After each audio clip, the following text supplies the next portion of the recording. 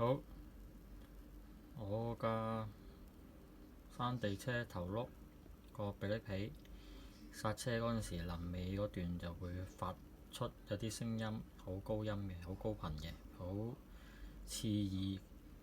嗱，而家呢，咁點解決？咁我就因為發現個避力皮個厚度，你睇睇啦，咁仲有喺度嘅。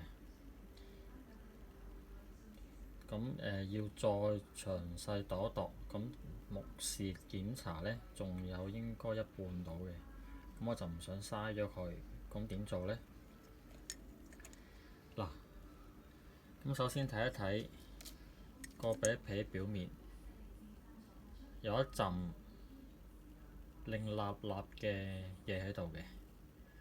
嗱，咁其實呢，我就換咗對新避力皮嘅，因為呢個聲音之後，咁已經解決咗個問題。咁而家呢，就處理翻舊嗰套避力皮，咁睇下可唔可以繼續用得翻而冇響聲啦。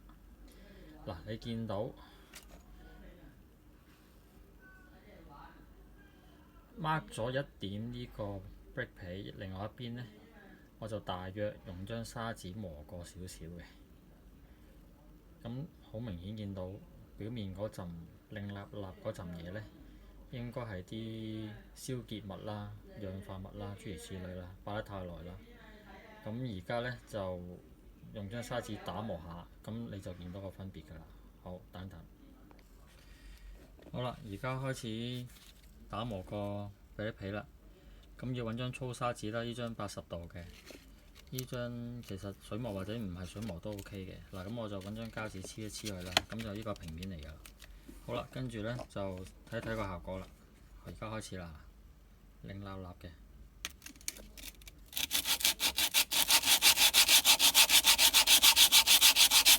嗱，我哋盡量只係磨翻表面嗰陣氧化物啊、燒結物。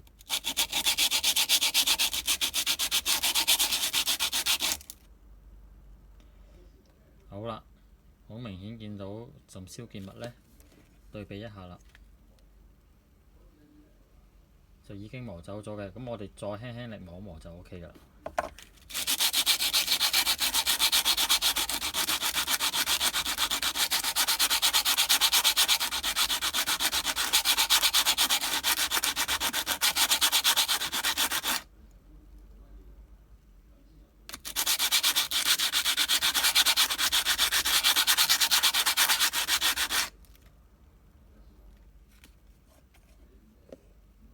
嗱，對比一下啦，好啦，靚仔晒啦。咁我哋搞掂埋另外一邊，磨翻咁上下時間。